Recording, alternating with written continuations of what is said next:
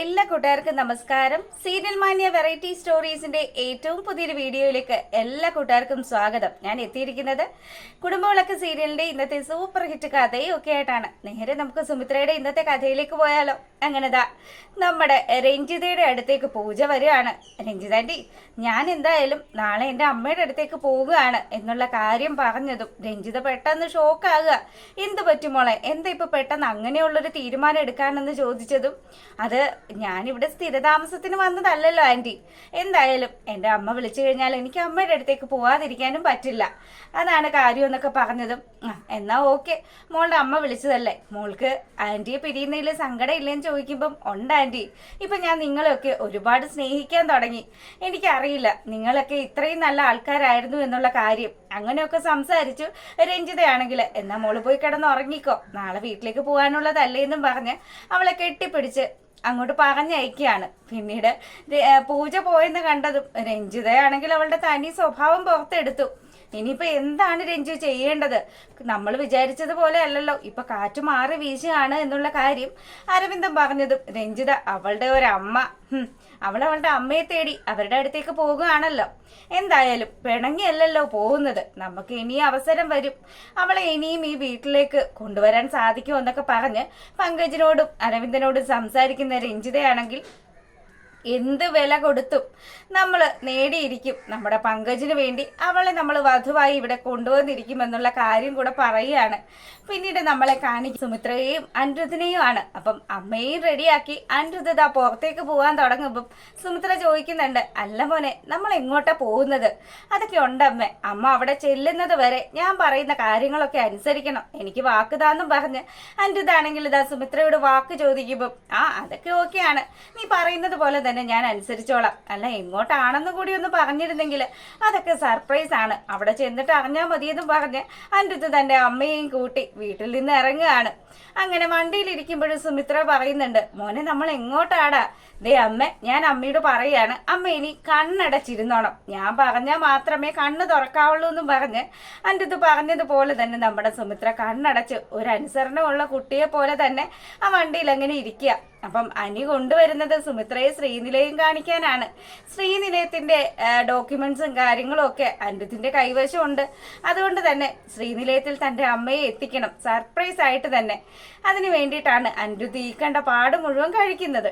അങ്ങനെ വീട്ടിലെത്തിയതും, അമ്മ ദേ നമ്മളിപ്പോ സ്ഥലത്ത് എത്തിയിട്ടുണ്ട്, ഞാൻ പറഞ്ഞത് മറക്കണ്ട, കണ്ണുകൾ അടച്ച് വാ, പതുക്കെ ഇനി ഇറങ്ങിക്കേന്നും പറഞ്ഞ് വീടിന്റെ പടി കയറുന്ന ആ ഒരു സമയം, ഇനി അങ്ങോട്ട് സ്റ്റെപ്പാട്ടോ ഉള്ളത്, അതുകൊണ്ട് ചെരുപ്പ് ഊരിക്കോളാൻ പറഞ്ഞ് സുമിത്ര ചോദിക്കുന്നുണ്ട്, എന്താടാ നമ്മൾ അമ്പലത്തിലേക്ക് എങ്ങാനും ആണോ വന്നത്? അതൊന്നും അല്ല, അതൊക്കെ സർപ്രൈസ് ആണ് മോളെ, ചെരുപ്പ് ഊരിയിട്ട് കാല് വെച്ച് അങ്ങ് കയറിക്കോളാൻ പറഞ്ഞതും സുമിത്ര തന്റെ വീടിന്റെ പടി ചവിട്ടിയ നേരം സുമിത്രയുടെ മനസ്സിൽ കൂടി എന്തൊക്കെയോ മിന്നി മറിയാണ്. തനിക്ക് പരിചയമുള്ള ഏതോ ഒരു പടി ചവിട്ടിയ ഒരു ഫീല്.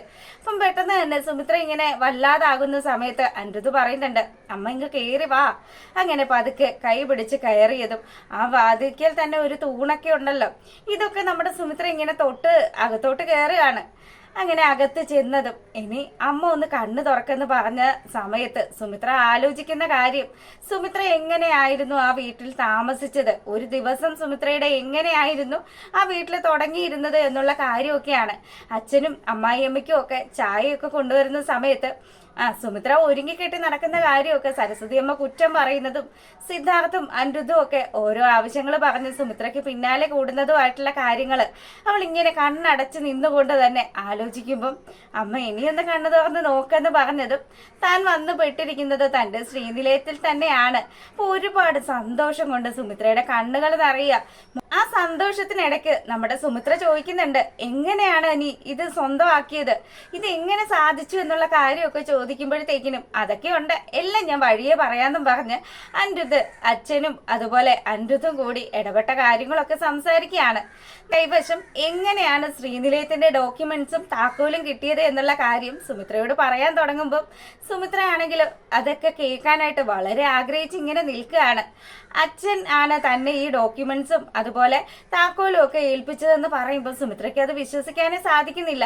സിദ്ധാർത്ഥിന് എങ്ങനെ ഇത് സാധിച്ചു എന്ന് ചോദിക്കുമ്പോൾ പരമശിവത്തെ കാണാൻ അച്ഛൻ പോയെന്നും പരമശിവുമായിട്ട് വാക്കുതർക്കം ഉണ്ടായി എന്നുള്ള കാര്യമൊക്കെ ഇങ്ങനെ പറയുമ്പം നമ്മളെ കാണിക്കുന്നത് സിദ്ധുവും പരമശിവവും തമ്മിലുള്ള സംസാരമാണ്. അപ്പൊ ദാ പരമശിവത്തിന്റെ വീട്ടിലേക്ക് സിദ്ധാർത്ഥ് വന്നതും സിദ്ധുവിനെ കളിയാക്കിക്കൊണ്ട് തന്നെ പരമശിവൻ ചോദിക്കുന്നുണ്ട്, അല്ല സാറേ, സാറെന്താ ഇവിടെ?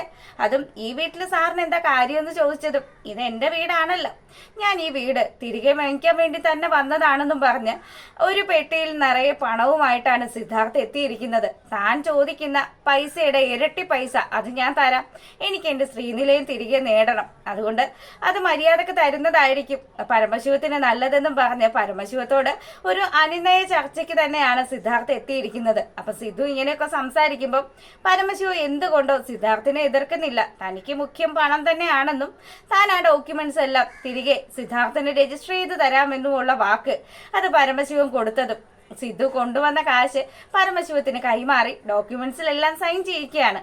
അങ്ങനെയാണ് സിദ്ധാർത്ഥിന് തിരികെ ശ്രീനിലയം ലഭിച്ചത് എന്നുള്ള കാര്യം നമ്മളെ കാണിക്കുമ്പോൾ സുമിത്രയാണെങ്കിൽ അതൊക്കെ കേട്ട് വളരെയധികം സന്തോഷിക്കുകയാണ്. താൻ തൻ്റെ വീട്ടിൽ തിരികെ എത്തി. ശരിക്കും പറഞ്ഞാൽ തൻ്റെ അമ്മായിയച്ഛൻ തനിക്ക് വേണ്ടി നൽകിയ തറവാട് ആ വീട്ടിലേക്ക് താൻ എത്തിയത് കൊണ്ട് തന്നെ താൻ ഇനി സന്തോഷവതിയായിരിക്കും.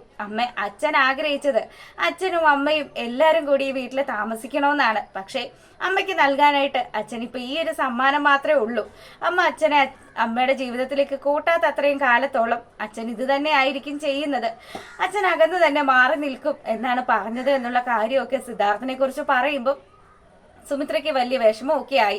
അങ്ങനെ ആ ഒരു സീനൊക്കെ കാണിച്ചുകൊണ്ട് തന്റെ സ്വർഗം തിരികെ ലഭിച്ച സുമിത്രയെ കാണിച്ചുകൊണ്ട് നമ്മുടെ ഇന്നത്തെ വിശേഷം അവസാനിക്കുന്നത്. അപ്പം എപ്പോഴും പറയുന്നത് പോലെ ആരെങ്കിലും കൂട്ടുകാരെ ആദ്യമായിട്ടാണ് എൻ്റെ ചാനൽ കാണുന്നതെങ്കിൽ നിങ്ങൾക്ക് ഇഷ്ടപ്പെട്ട് സബ്സ്ക്രൈബ് ചെയ്യാൻ മറക്കരുത്.